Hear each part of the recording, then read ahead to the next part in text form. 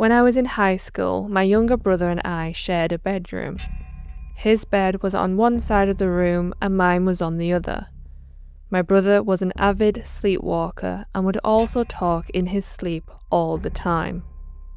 Sharing a bedroom with him, it was unsettling at first, but eventually I got used to it.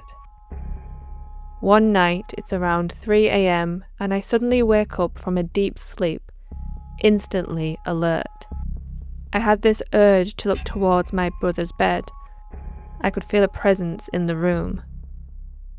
When I turned my head, I saw a tall, skinny, shadow human-like figure, and it was reaching its hands down towards my sleeping brother's face.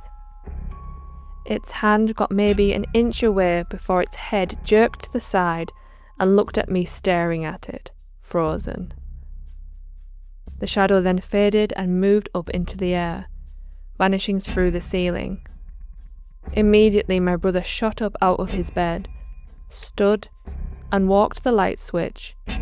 He turned it on and looked at me. In a very calm and solemn voice, he says, "Did you feel it? Did you feel the hand?" He then turned off the light and went back to his bed. I hid under the covers for the rest of the night. My brother doesn't remember any of it. My dad bought an 1884 Victorian house with my stepmom when she was pregnant with my younger sister. This was around 13 years ago. Being a history lover, my dad wanted to discover the history of the house and who built it.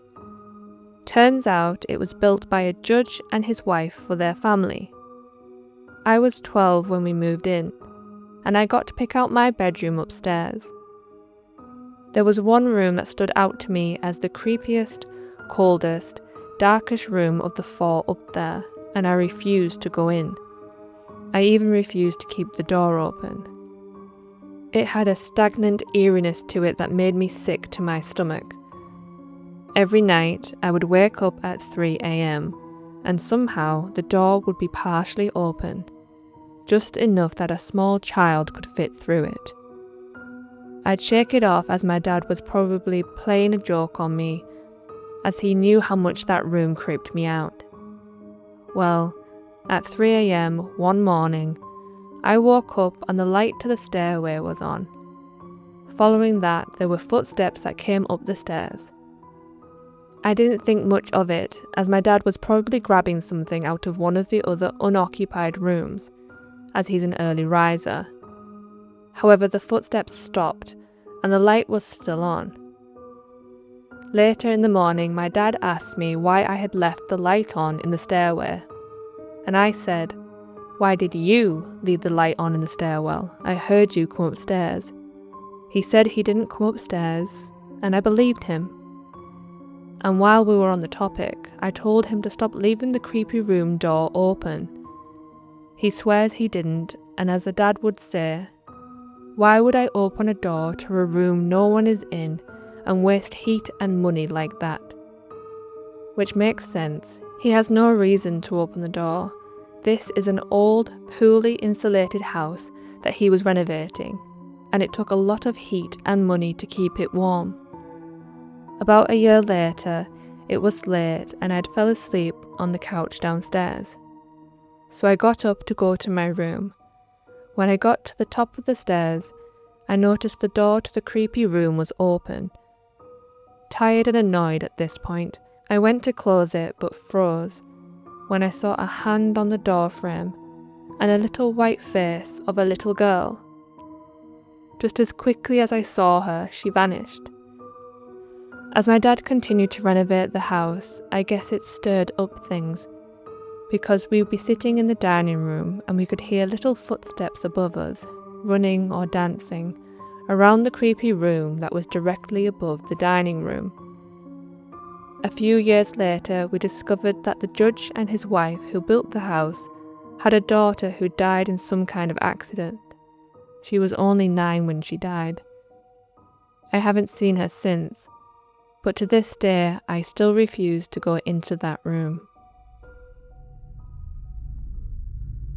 I was staying the night at a friend's house when I was about 13.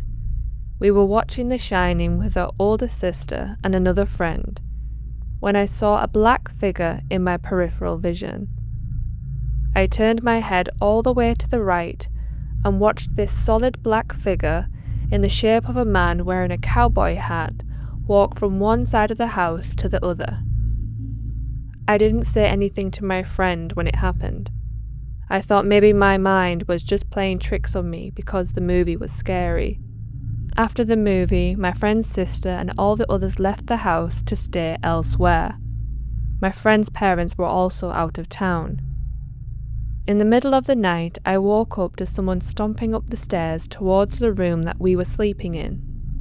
We thought maybe her sister had just come home and ran upstairs to bed. We went to check and found no one. We heard the stomping a few more times and then a really loud bang on the wall. The wall between our bedroom and the outside of the house, on the second story. My friend looks me straight in the eyes and says, "Did you see the man earlier?" I swear no one else was home and my friend was just as terrified as I was. We hid under the blankets and didn't come out until we could see sunlight.